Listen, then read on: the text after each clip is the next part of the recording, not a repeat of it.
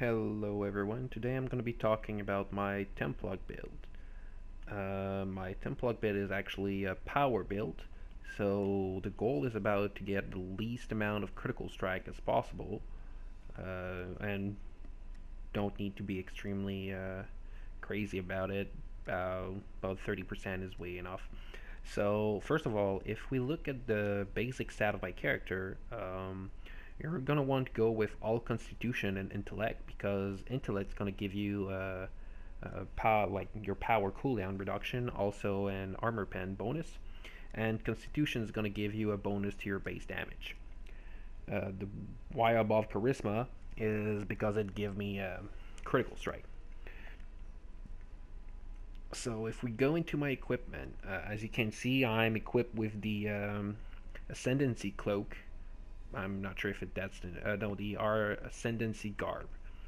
The reason I'm using this is because it's giving me 2,000 bonus to my lifesteal. And one thing everyone is always forgetting about is lifesteal. Even though there's a lot of build that telling you that lifesteal is not that important, that is actually a lie. Lifesteal is one of the most important thing for a templock. Even if people are even if you read that people will say, "Oh, with 30% you're way enough," that's because those people or those person are not using their templock as a full templock main. They're mostly using it for a support, but also for maximizing their damage output instead of maximizing their healing output. A good point with that power build is it is actually boosting your damage output, your healing output by boosting your damage output. Depending on which everyone I'm running my let's say an MSPC with, I can finish around with 400 million and 500 million. Let's say for like a 30-minute run, so it is actually extremely good. So if we look at the other part of my gear, I'm using the like well, to be honest, you can go with anything that give you power and recovery, lifesteal. Try to avoid stuff with critical strike. Try to choose armor penetration, power, and recovery above it. But it's not that that big of a deal, to be honest. So like as you can see, I'm using the boots from Brinchender that you get in the heroics, the gauntlet of the Storm King Thunder, Gar of the Ascendancy. For the helmet, I've chose the Wolf Clan helmet because it was giving me a lot of power and also a lot of defense. Um, for the weapon, you can go with whatever you like. Personally, I've went for the new Stronghold weapon because they give a bonus to everyone. Also, because I'm building as a templock, I'm gonna try to boost my teammates instead of boosting my damage. But a big point of that build is you can actually manage to get an extremely high amount of DPS even though you're not playing as a full DPS. You'll never be able to go against a full Fury build. That's all that I've put all of this point in crit severity, and critical chance. But you're never gonna have trouble doing all of your mission on your own. For the boots, I've picked up the boots that you get at Bridgender by doing the heroics. I've farmed it a lot to get the one with power and recovery because like I said, I'm trying to avoid getting critical strike. So for the artifact, I went with the Lost Mod Horn, the Valiant Crown, the Tome of Ascendancy, and the Belial Stone. Because of the bonus the Crown of Valindra gave me to my power and lifesteal, and the same thing as the Belial, you're gonna get a big bonus from those two, and also the Tome of Ascendancy is one of the best artifact in the game because it gives you uh, 3,200 in extra stat instead of only 2,600. So I'm getting power, defense, deflection, and lifesteal. If you look, I'm using as a set. I'm using the Lost Mod set because it's go pair with my weapon enchantment that is a lightning. And what's great about the lightning is when you're dealing damage, it reduces your cooldown. But also, every time you're hitting an enemy, if there's more enemy around you, there is gonna link a there's gonna have a chance of uh, chaining a lightning.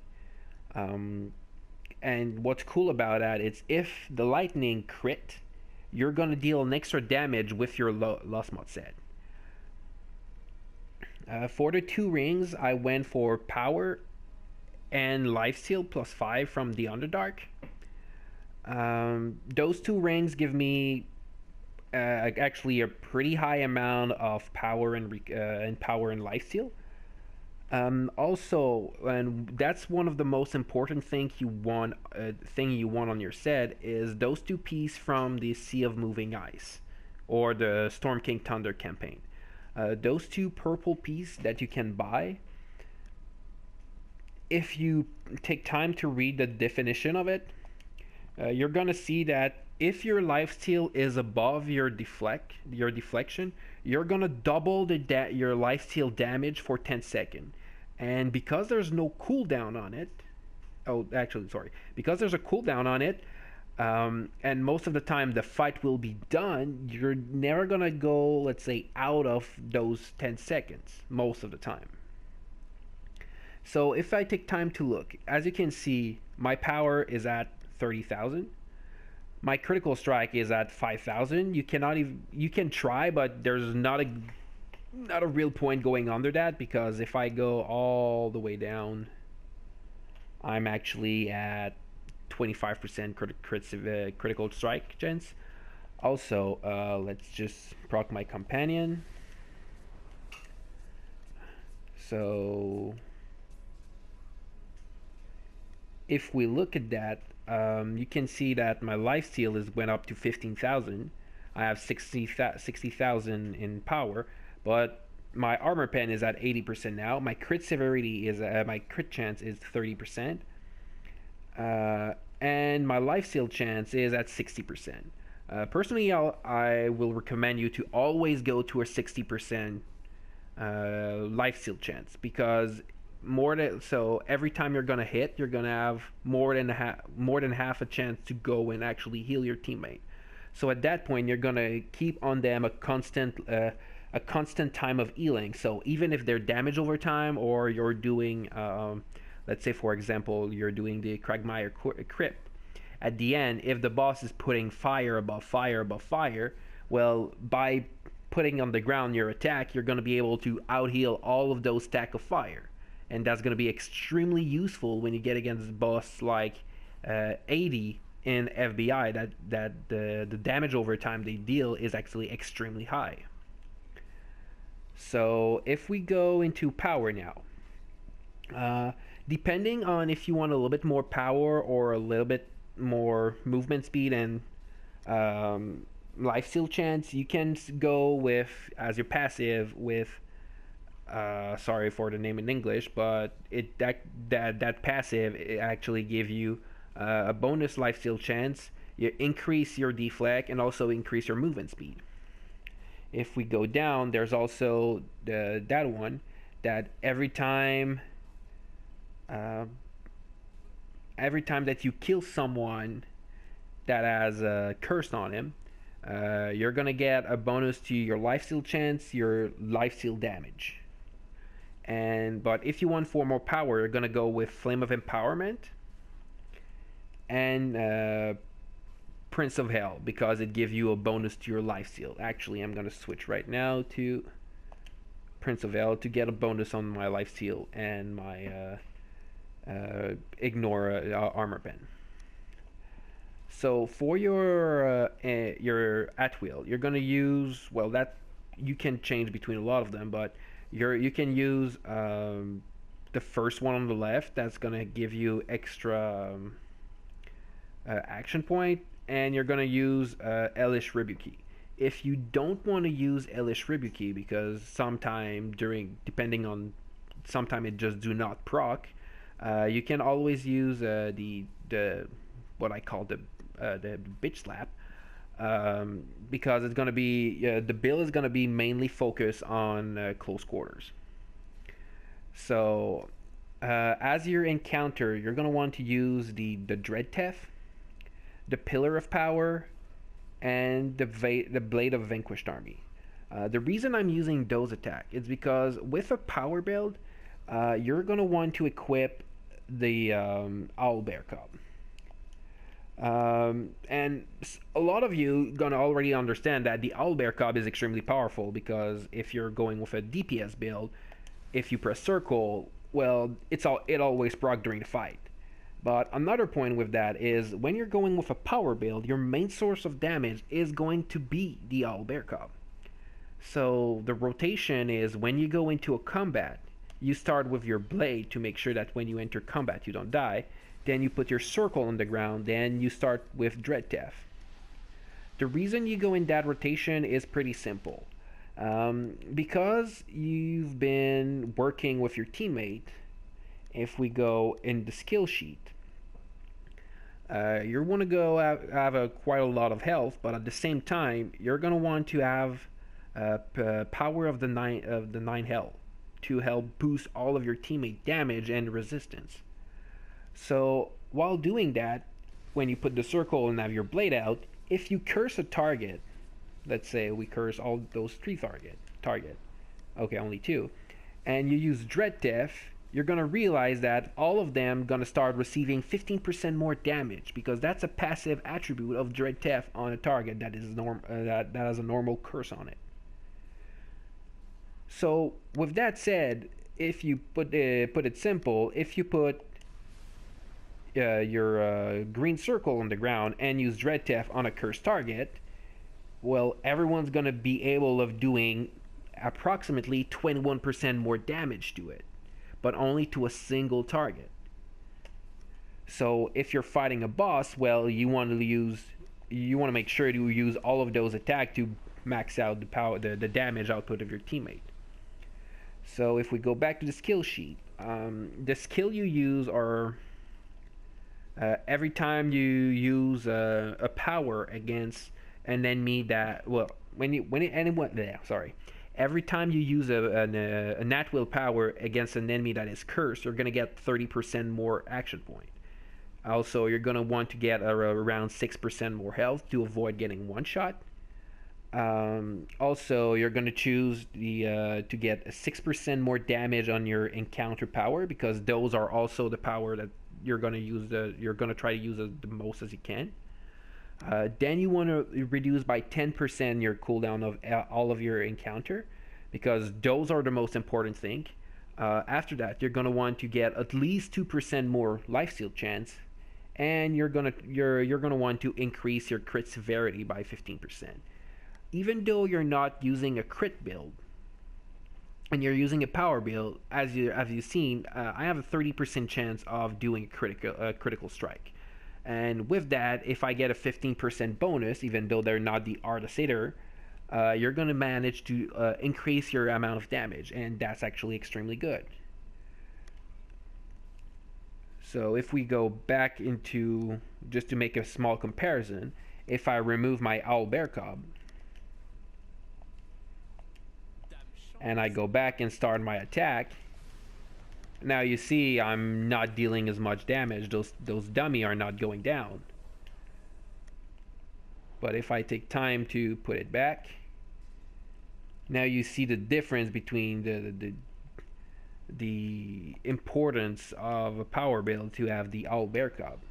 And that's what make my life steal chance power, my templock build with the Owlbear Cub extremely useful, because every tick damage that Dread Teth or the Blade of Vanquished Army do proc the Owlbear Cub, and on those proc you have also a chance of proccing your lifesteal. So by putting that, you see that you can actually increase the amount of hit you can get on, let's say if you have 15 targets around you, With 15 targets, you're gonna get able of almost never losing health. The only way something can kill you is by actually one-shotting you without you being able of doing anything else. Uh, oops.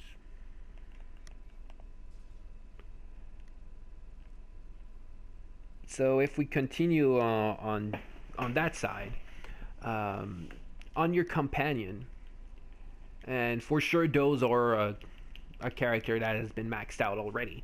But you're gonna want, if you can get one of the two Archon, they're extremely good. But also, because I'm maximizing about support, I'm using the Con Artist, and because it is actually extremely easy to put equipment on it because it requires ring, and then also add a 10% debuff if you can put it to level 35. So, oh, I'm sorry, I forgot about the uh, the daily power. The daily power, the one for the DPS is at your choice. The one I'm using most of the time is Tyrannical Curse. Uh, Personally, I think most people are using this one because it is the best one by far, especially for a templock power build. Because as you've seen, I'm using all of my attack are AOE's except the encounters, the at wills. So if I'm using Tyrannical Curse on a target, well, everyone around it is gonna be hit. But because all of my attack are AOE's, I'm just almost tripling the amount of damage I can put on an enemy target, and that is actually extremely potent if you're going against an extremely large group of mobs. Quick note, just remember it. All of your defense enchantment should be for lifesteal, so they're gonna be dark. Also, your armor enchantment. I've chose the Elven Battle because while doing the River District and MSPC, I realized I'd being stunned because the enemy can stun you for a really long time. Um, and it was during that time that I was getting killed because all of my attack were wearing off. So I chose the Elven Battle to reduce the time that I was stunned. And or you can also choose for the Soul Forge. It's always a good combination. For armor and weapon enchantment, personally I go with the lightning one. You can also go with the a fire or any other debuff weapon enchantment. I will not go for a Vorpal or a Dread because your goal is not to do a lot of crit. And for your offensive slot, you can choose between. Sorry, you can choose between Radiant and Vicious. The reason why I've put Vicious on my companion is because when I'm doing and getting content, and especially when the new expansion of Mod 12 is going to get out, they're gonna up the armor pen cap from 60 to 80, and that's the reason why I've put a vicious enchantment in my attack slot because they give me armor pen and power.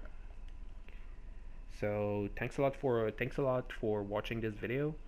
If you have any question or if something is not clear enough for you, just leave a comment in the comment section, and I'll be happy to correct my mistake or answer your question. And if there's anything you want to talk, just ask, and I'm going to be really happy to answer you back. So have a great day, everyone.